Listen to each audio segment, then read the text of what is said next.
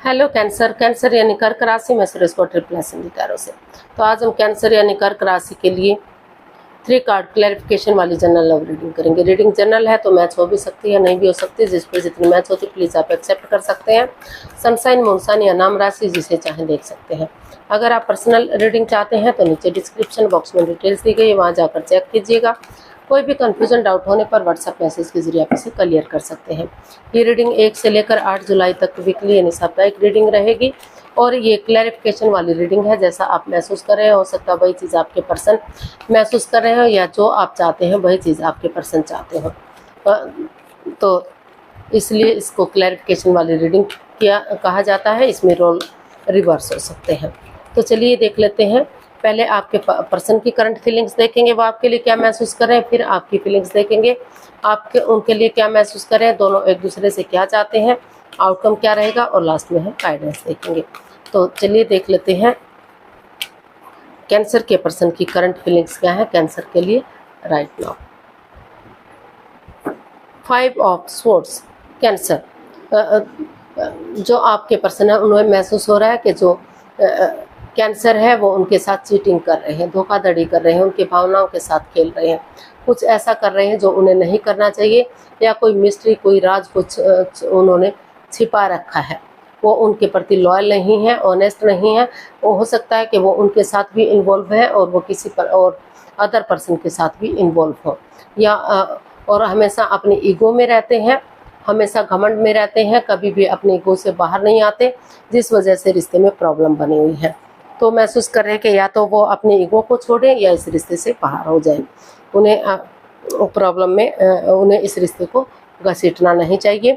या फिर हो सकता है कि आप अपने पर्सन के लिए ये सब चीज़ें महसूस कर रहे हो। आपको लग रहा है कि आपके जो पार्टनर हैं वो ईगो में रहते हैं, इसमें माइंड गेम है, आपकी भावनाओं के साथ खेला जा रहा है, वो किसी और के साथ भी इन्वॉल्व है, कोई कन्फ्यूज़न, कोई परेशानी है, जो हेरा फेरी है, वो घमंड में रहते हैं, अपने ईगो के सामने किसी को नहीं बोलने देते। तो इसको क्लैरिफाई कर लेते हैं एक्चुअली हो क्या रहा है।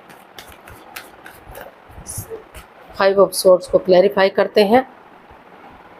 3 of pentacles, 9 of swords and the world. तो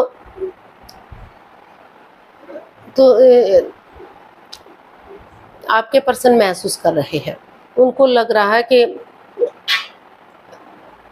वो इस रिश्ते को लेकर काफ़ी दुखी है, हर्ट है, प्रॉब्लम में है। वो समझ नहीं पा रहे हैं कि वो क्या करें क्या नहीं करें। उनके पार्टनर ने उन्हें काफ़ी परेशानी दी है। वो स्टेबल अपने आप को महसूस नहीं कर रहे हैं, टूटा टूटा सा दुख तकलीफ में है, अंदर से परेशान और दुखी हैं। तो इसलिए वो महसूस कर रहे हैं, उनको लग रहा है कि वो फिर भी अपनी टीम एनर्जी डालेंगे, टीम एफर्ट लगाएंगे, मेहनत और कोशिश करेंगे और इस रिश्ते में पुरानी बातों को बुलाते हुए नए सिरे से एक नया चैप्टर, नया अध्याय शुरू करेंगे। एक बिगनिंग, एक शुरुआत करेंगे ताकि नेगेटिविटी ख़त्म हो सके, पॉजिटिविटी आ सके और उन्हें आगे बढ़ने का चांस मिल सके। तो उनको महसूस हो रहा है कि ऑनेस्टी, ईमानदारी और लॉयल्टी के साथ, बिना किसी छल कपट, हेरा फेरी, धोखाधड़ी के वो इस रिश्ते में नए सिरे से इस रिश्ते को आगे बढ़ाएंगे। और कुछ केसेस में लग रहा है कि अभी वो हर्ट है और प्रॉब्लम्स हैं इस रिश्ते में, काफ़ी नेगेटिविटी है, उनके पर्सन उनके प्रति लॉयल नहीं है, ऑनेस्ट नहीं है, वो थर्ड पार्टी सिचुएशन में है। तो उन्हें इस रिश्ते से बाहर हो जाना चाहिए और रिश्ते में अपनी लाइफ में आगे बढ़ जाना चाहिए। तो कुछ केसेस में उनको लग रहा है कि उन्हें नए सिरे से आगे बढ़ना चाहिए और कुछ केसेस में लग रहा है कि इस रिश्ते को ख़त्म करते हुए लाइफ में आगे बढ़ जाना चाहिए। अब देख लेते हैं आप क्या महसूस कर रहे हैं अपने पर्सन के लिए। The fool. आपको लग रहा है कि आपको इसमें रिस्क लेना चाहिए, एक बिगिनिंग करनी चाहिए, एक शुरुआत करनी चाहिए, डरना नहीं चाहिए, घबराना नहीं चाहिए, क्योंकि बिना रिस्क लिए लाइफ में कुछ नहीं होता। इसलिए आप एक नादान बच्चे की तरह बिना डरे हुए, बिना घबराए हुए आप आगे बढ़ना चाहते हैं। तो कोशिश कर रहे हैं कि कोशिश करके देख लेते हैं, अगर चीज़ें सही होती हैं तो इसको क्लैरिफाई करते हैं।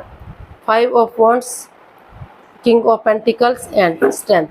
तो कैंसर, आपको महसूस हो रहा है कि अगर आप इसमें बिगिनिंग करेंगे, एक शुरुआत करेंगे, तो करेज, हिम्मत और साहस के साथ बिना गिव अप करें, बिना हार माने आगे बढ़ेंगे तो समय लगेगा, वक्त लगेगा, और आपको महसूस हो रहा है कि चाहे पहले शुरू में लड़ाई झगड़ा हो, वाद विवाद हो, कॉन्फ्लिक्ट्स हो, ड्रामा फाइट्स हो, लेकिन धीरे धीरे करके ये चीज़ें खत्म होंगी। एक बिगिनिंग होगी, एक शुरुआत होगी, क्योंकि दोनों तरफ से प्यार प्रेम है, अटैचमेंट फीलिंग्स है, तो ये रिश्ता फिर से स्टेबल हो सकता है, लॉन्ग लाइफ हो सकता है, इस रिश्ते में खुशियाँ आ सकती हैं। तो इसलिए आपको महसूस हो रहा है कि इस लड़ाई झगड़े को, तू मैं को ख़त्म करते हुए उन्हें रिश्ते में रिस्क लेना चाहिए, इस लड़ाई झगड़े को ख़त्म करना चाहिए और आगे बढ़ना चाहिए, चाहे समय लगे, चाहे वक्त लगे, लेकिन समय के साथ सब कुछ ठीक हो जाए। तो आप रिश्ते को ठीक करना चाहते हैं, आगे बढ़ाना चाहते हैं, जो कॉन्फ्लिक्ट्स है, जो फाइट्स है, जो ड्रामा है, उसको ख़त्म करने की कोशिश करना चाहते हैं। तो देख लेते हैं आपके पर्सन आपके लिए आपसे क्या चाहते हैं। 2 ऑफ कप्स, तो आप अपने पर्सन से चाहते हैं कि वो कॉम्प्रोमाइज़ करें, कमिटमेंट वगैरह दें, कि उनकी तरफ से फिर से कोई भी प्रॉब्लम नहीं होगी, कोई भी परेशानी नहीं होगी। वो एक दूसरे से माफ़ी मांगेंगे, एक दूसरे को माफ़ करेंगे और आगे बढ़ेंगे। जो मेल और फीमेल एनर्जी में जो बैलेंस, जो स्टेबिलिटी नहीं है, वो स्टेबिलिटी लाएंगे। अगर मेल बहुत ज़्यादा ईगो में रहते हैं या बहुत ज़्यादा गुस्से में रहते हैं, एंगर में रहते हैं, तो थोड़ा सा अपने गुस्से पर कंट्रोल करेंगे, और बहुत ज़्यादा सॉफ्ट है, बहुत ज़्यादा नरम है, तो थोड़ा सा अपने आप को जो है इस सॉफ्टनेस से बाहर लाएंगे, अपने आप को हार्ड करेंगे, ताकि रिश्ते में बैलेंस आ सके और एक अच्छा पेयर, एक अच्छा जोड़ा, ये रिश्ता बन सके। तो देख लेते हैं, इसको क्लैरिफाई करते हैं। 8 of cups and 10 of pentacles and the tower. तो कैंसर जो आपके पर्सन है, वो यही चाहते हैं कि उन चीज़ों को लेट गो करें, उन चीज़ों को अलविदा करना चाहते हैं। वो चाहते हैं कि आप उन चीज़ों को ख़त्म करते हैं जो इसमें थर्ड पार्टी सिचुएशन का काम कर रही हैं, या फिर जो आपके अंदर ईगो है, जो अहम है, जो रिश्ते में परेशानियां, प्रॉब्लम्स दे रहे हैं।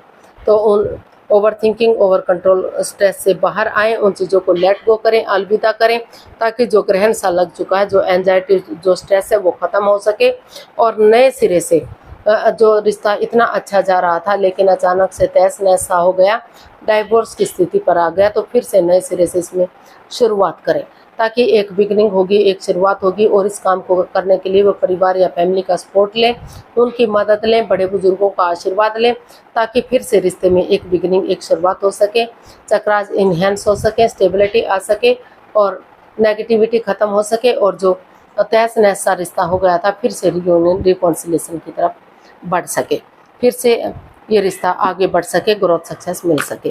तो आप क्या चाहते हैं कैंसर, देख लेते हैं आप अपने पर्सन से क्या चाहते हैं।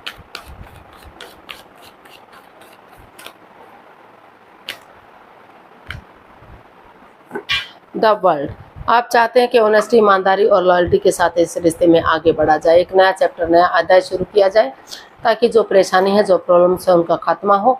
ऑनेस्टी, ईमानदारी और लॉयल्टी के साथ जो ये सर्कल, जो ये रिश्ता आधा अधूरा था, क्रॉस मार्ग पर है, वो कंप्लीट हो सके। जो लव रिलेशनशिप में है, उनका शादी विवाह हो सके, आगे बढ़ सके, और जो ऑलरेडी शादीशुदा हैं, उनके रिश्तों में सुधार हो सके, स्टेबिलिटी आ सके, लॉन्ग लाइफ ये रिश्ता हो सके।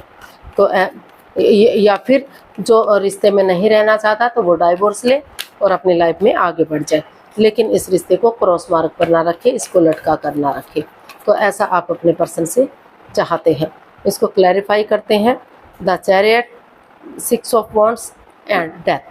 तो आप अपने पर्सन से चाहते हैं कि इस रिश्ते में ओवर थिंकिंग, ओवर कंट्रोल को छोड़ें, और उन चीज़ों को ट्रांसफॉर्म करें जो इसमें बाधाएं, रुकावटें, दिक्कतें दे रहे हैं, चाहे वो जगह है, चाहे वो घर के लोग हैं, कोई पड़ोसी, कोई रिश्तेदार, कोई क्लिक, कोई बॉस, जो भी परेशानी, प्रॉब्लम्स दे रहा है, उन चीज़ों को लेट गो करें, उन चीज़ों को छोड़ दें या कुछ दिनों के लिए स्टॉप कर दें, और इस रिश्ते में डेडिकेशन के साथ आगे बढ़े, करें, हिम्मत और साहस के साथ आगे बढ़ें।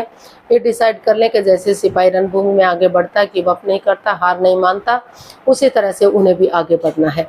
पीठ नहीं दिखानी है, पीछे मुड़कर नहीं देखना है। अगर ये डिसाइड कर लेते कि उन्हें जीत हासिल करनी है, तो रिश्ता स्ट्रॉन्ग और मजबूत होगा।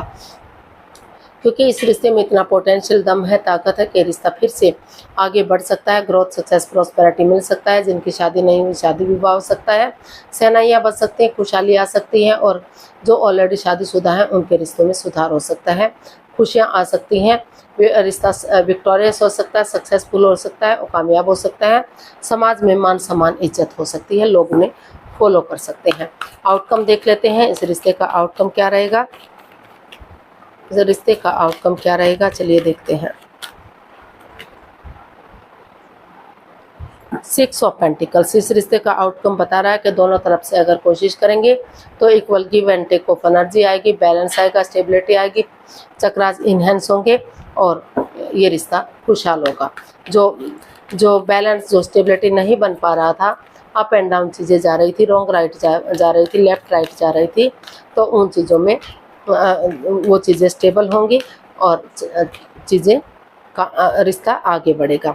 Judgement, 9 of cups and knight of swords, तो इसका जो है आउटकम यही बता रहा है कि हो सकता है अनएक्सपेक्टेडली, सडनली, अचानक से, या तो आप आगे बढ़ रहे हैं या तो आपके पर्सन आगे बढ़ रहे हैं। डिसाइड किया कि वो और कन्फ्यूजन में नहीं रहेंगे, एक दूसरे से माफ़ी मांगेंगे, एक दूसरे को माफ़ करेंगे, एक दूसरे को गले से लगाएंगे, गड़े मुर्दे नहीं उखाड़ेंगे, पास्ट के बारे में नहीं सोचेंगे, अपने प्रेजेंट और फ्यूचर के बारे में सोचेंगे, ताकि रिश्ता ग्रोथ, सक्सेस, प्रॉस्पेरिटी की तरफ बढ़ सके। जो equal give and take of energy, जो बैलेंस, जो स्टेबिलिटी नहीं आ पा रहा था, तो वो स्टेबिलिटी आए, वो खुशहाली आए, रिश्ते में बैलेंस आए, और जो उनकी दिली तमन्ना है, जो उनकी मनोकामना है, वो पूर्ण हो सके, उनकी विश पूरी हो सके, रिश्ता ग्रोथ, सक्सेस की तरफ बढ़ सके, स्टेबिलिटी आ सके, और जो माइंड गेम, जो मैनिपुलेशन है, जो जिससे ईगो हर्ट हो रही है, वो ख़त्म हो सके।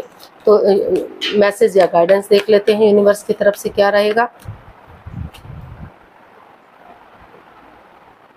8 of swords, 10 of swords and 2 of pentacles. Universe ji आपको मैसेज दे रहे हैं, गाइडेंस दे रहे हैं। अभी इस रिश्ते में माइंड गेम है, परेशानियां, प्रॉब्लम चली हुई है, इसमें कुछ भी स्टेबल नहीं है। अभी मन मुटाव है, द्वेष भावना है, एक दूसरे के प्रति रंजिश है। जितना कोशिश की जा रही है उतना ही नेगेटिविटी, उतना ही परेशानी आ रही है। आप जो है स्टेबल नहीं है, अपने आप को प्रिपेयर, अपने आप को रेडी नहीं कर पा रहे हैं, कन्फ्यूजन में है। आपको रिश्ते में जाना चाहिए या अपने जॉब बिजनेस की तरफ जाना चाहिए, या रिश्ते को ख़त्म करके नए रिश्ते की तरफ जाना चाहिए।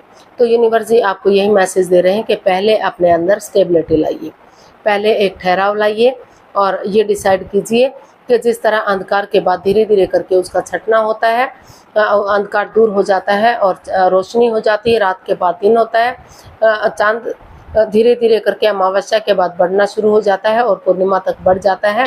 तो उसी उम्मीद, उसी होप के साथ आगे बढ़ेंगे तो चीज़ें सही हो सकती हैं।